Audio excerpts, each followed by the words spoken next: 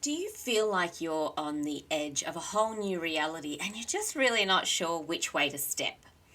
Well, I don't think I'm alone in this. I actually feel like energetically we are all going through changes. I'm Marie-Nicole and this is Bandit behind me. For those of you who are watching the video, he decided to sit in here today for this podcast episode recording. I'm going through a pretty major shift, and I've spoken about it on the podcast before, where I've had major changes over the last 3 years. But the current major shift is we are selling our family home. And my youngest son and I, who still live here, we actually don't know where we're going to live next.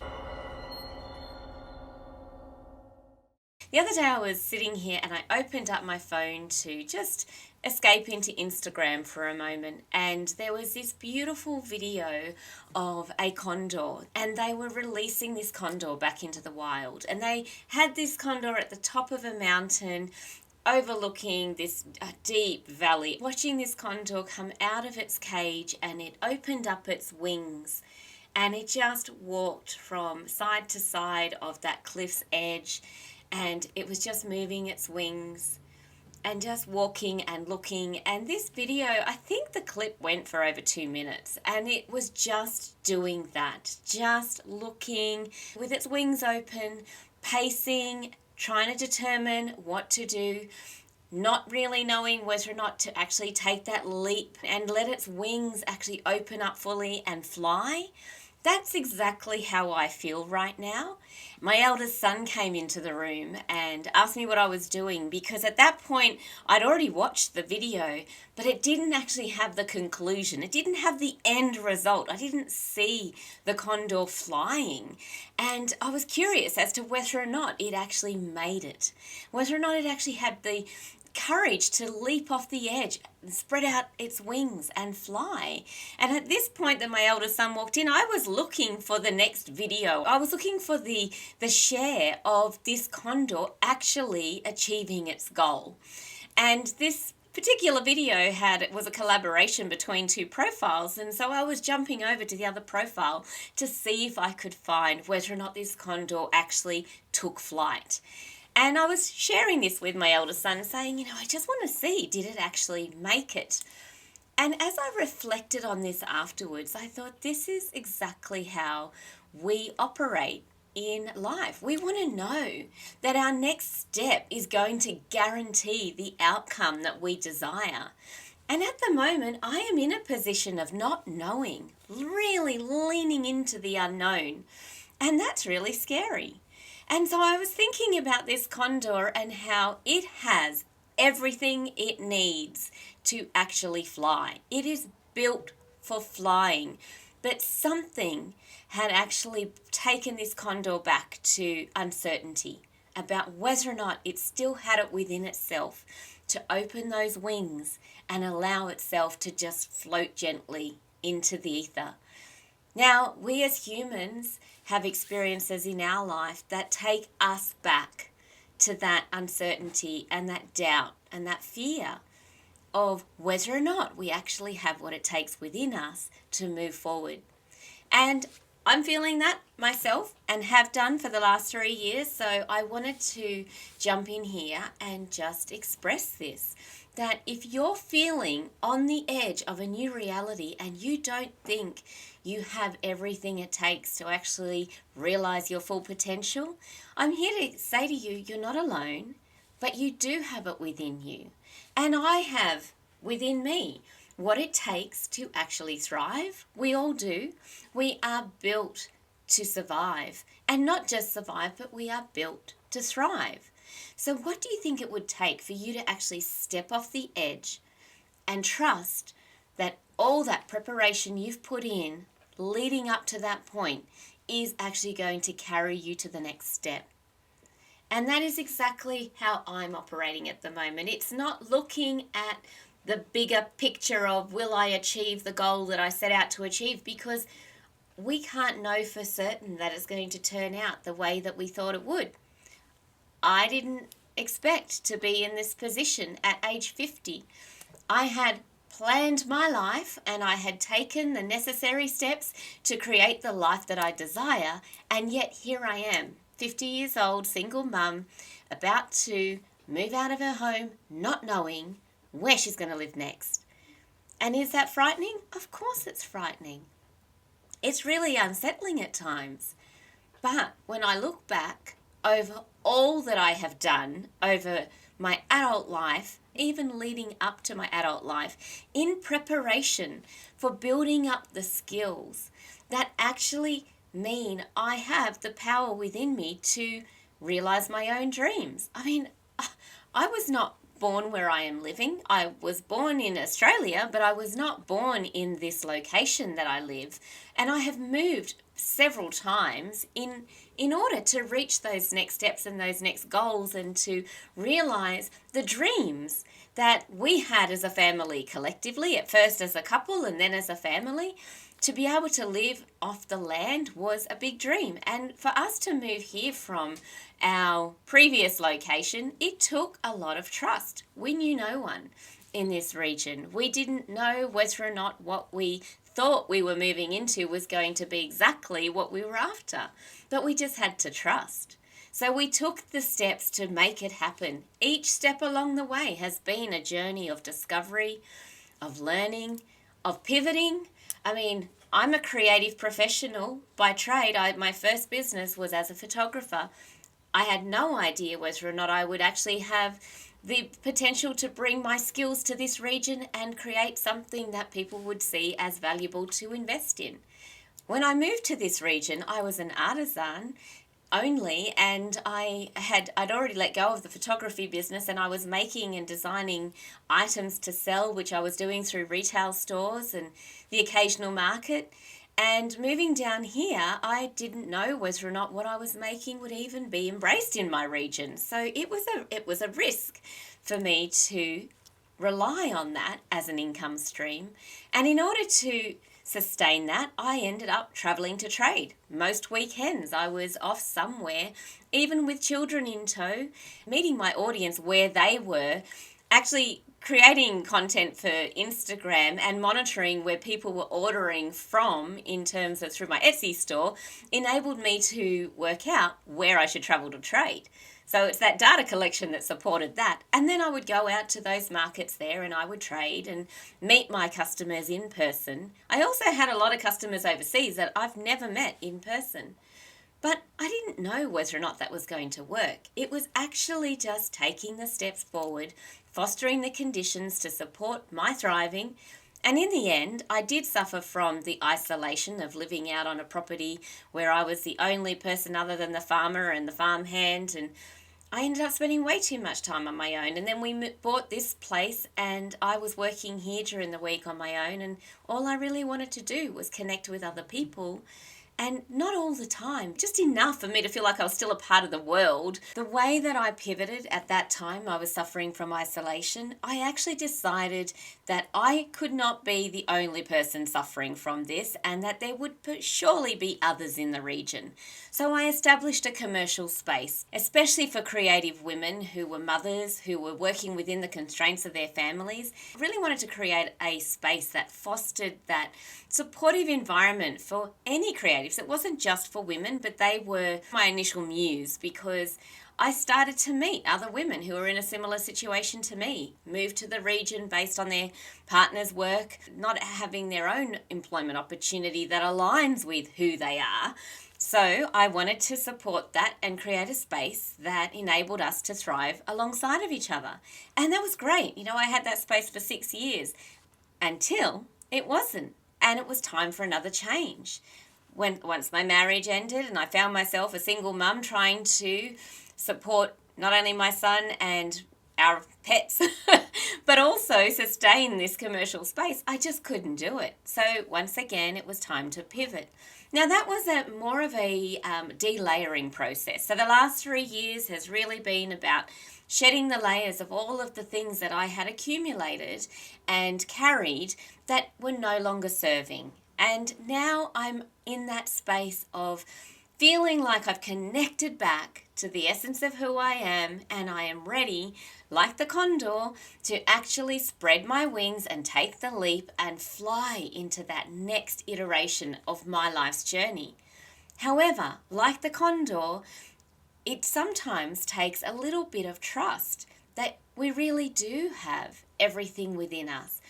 I'm sure that the people who nurtured the condor back to its potential of being released out into the wild did not push it out there before it seemed like it was ready. So let's look at that from the perspective of life. Life helps us get to the point that we need to get to be able to elevate to that next level. So often we think we're not ready to take that plunge or to do that thing. And a good example of that is when I got notice of the fact that we were proceeding forward with the next steps in the sale of the property, and I called my eldest son and I said, right, you and your brother want to get a place together, and with your friends, this is the time frame we might need to work with, and then I will just find where I'm going to move to with the dogs and the cat. And he's like, oh, that's a lot earlier than I had planned. I was thinking more October. And I'm like, life doesn't work that way, unfortunately. It doesn't always wait for when we think we're ready. What life does is it presents us with the opportunities to being ready for that next step, even when we don't recognize it ourselves. So while we haven't sorted out exactly where we're going to live next, whether or not it's going to be my younger son and I again moving into a new location as a temporary step between them actually getting their own place like they had planned, but it doesn't matter. The point is that we have to keep moving forward. Life is going to keep moving forward whether or not we are ready, and we can't sell the house and stay here and not let the new owners move in because we haven't found a place yet. So what do we focus on? How do we prepare? And this is not just something I'm going through. I'm sure that there are many of you out there who are stepping into a new phase of your life's journey, feeling unprepared and uncertain as to how to take those next steps. And as I've said, I've done that many times over the years. I have moved a lot, and I have taken risks in new businesses and new offerings, and each time the thing that has got me to where I want to be or where I see myself being next is to actually just focus on the next step. What's the next aligned step that I need to take? And so currently that's what I'm focusing on. All right, so I don't know where I'm going to live next, but what's the process that I need to go through in order to prepare myself to be ready when that exchange of contract comes through and we need to start moving out of here. You know, as a coach in the Digital Solutions program, which I've been doing for the last couple of years, I've often had people say, should I do this now? And one recent example of that was a client who asked if she should start actually writing a newsletter. Or should I wait until my business is rolling a little bit more along before I actually start writing a newsletter? And my response to that was, I've always believed that we should behave like the business we wish to become. When I had the photography business, before we were even ready to register for GST, I put into practice the systems that supported us in actually submitting our BAS statements and being prepared for GST, because we were selling packages for weddings that were a few $1,000s each. It wouldn't take long for us to have to actually put in for our GST reporting. So setting up the systems to support that is actually how we prepare to be ready for it when we need it. And I can say the same thing for even writing a newsletter myself. When I was an artisan only, I started collecting emails at market stalls just with a pen and paper and a little form. It was just literally manually people writing down their email address. I mean, we're talking 17 years ago that I started that artisanal business. So technology has advanced a lot since then, and it's a lot easier to capture people's emails. But that was still very new back then. So I would get people to just fill out a form, and then I found it very hard to read their writing sometimes, and sometimes got the email addresses wrong. So as soon as I was able to actually upgrade to an app that I could just have it on my iPad and they could fill it in on the spot, I did that. But I didn't let the fact that I didn't have the app hold me back from collecting their email addresses. Even before I started writing a newsletter, I was collecting their email addresses because I realized the value of me having communication directly with them rather than just relying on them discovering me through Etsy at the time, which was my platform that I sold through. And even that was a very new platform for Australia. So a lot of people didn't know about Etsy when I first started trading on there, and I had international customers before I even had Australian customers. So by putting in those steps to prepare for where we want to be next and taking those actions in fostering those conditions for the becoming of who we want to be is what supports us in actually embodying it. Now let's look at embodiment for a moment, because I've been reflecting on this a lot lately in terms of, is embodiment really about faking it till you make it? Or is embodiment about being who we are here to be? And that's where self-awareness comes in. So being aware of our own traits, our own needs, what actually enables us to thrive? What actually enables us to feel alive? What actually provides us with what we need to spread our wings and fly? The whole idea of trying to squeeze ourselves as square pegs into round holes, I don't believe is embodiment. To actually try and mold ourselves into what we are not here to be in order to get to where we think we should be next, that to me is not embodiment. That is about trying to be something that we are not.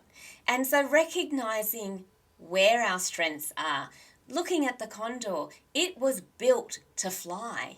So to say to that condor, you know what, I'm going to strap your wings, and for the rest of your time I want you to climb a tree to get to the nest that you have your hatchlings in, that's limiting for the condor. So let's look at that for ourselves. We are all unique. We all have our unique thread that we contribute to the collective tapestry.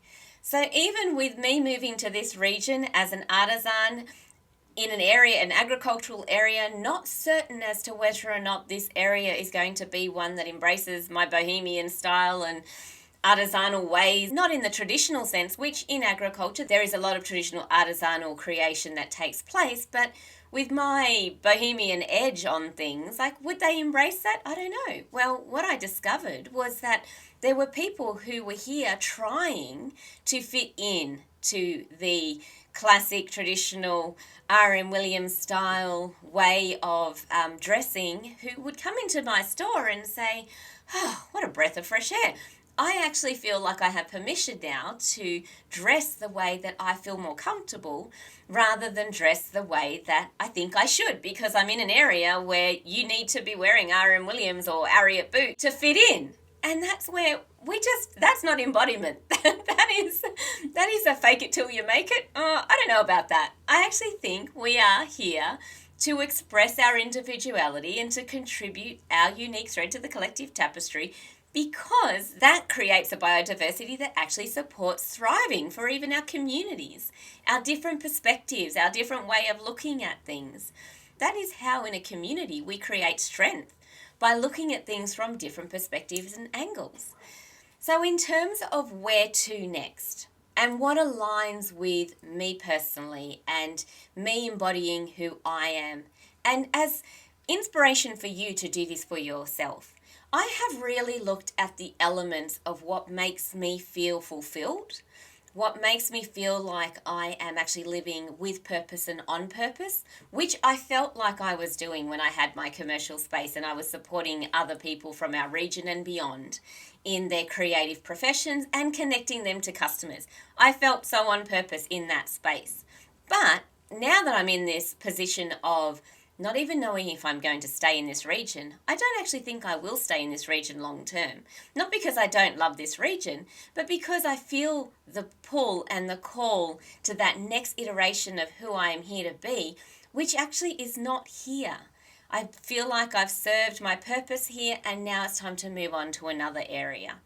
And so when I looked at what does that area look like? What does it even feel like to feel like I'm living in alignment with an area? Being connected to wild nature is a big part of that. Having access to community, big part of that. Being able to get to the city and do what I need to in the city to foster the work that I do, being able to have internet communication and connection that supports me in my global reach, and meeting with clients all around the world or all around the country to continue to support others remotely. But also having that physical space where I can connect with other people. I don't want to be a hermit. I don't want to live on my own long term. And I do want to be a part of and contribute to a community. So what does creating my life by design look like when I'm leaning into the unknown? Well, it's actually knowing what's essential for my thriving and what actually supports me in feeling like I am living in alignment with my values. And then there's what is it that I need to be able to feel like I am creating or fostering the not only my physical health but my mental health and well-being, and being able to sustain my way of being financially. All of these elements, that's what we need to look at to be able to say, I'm making a decision that's in alignment with what not only I need, but how I can be of service to others. And so if you're sitting on that edge of not knowing whether or not to take a step to the left or take a step to the right, maybe take a moment to just reconnect to your inner knowing, to yourself, and feel into what your body is telling you. I was thinking about the challenge that we did as the Content Creators Challenge, and how one of the questions was, if money was not an object, what would you be doing? It surfaced in my mind again in the last few days as I was thinking about this, leaning into the unknown of where I'm going to live next. And I was thinking, if money wasn't an object, what would I do? And then I thought, actually, it's very difficult to imagine what it would be like to take money out of the equation and not have it be an object, because that is our current system.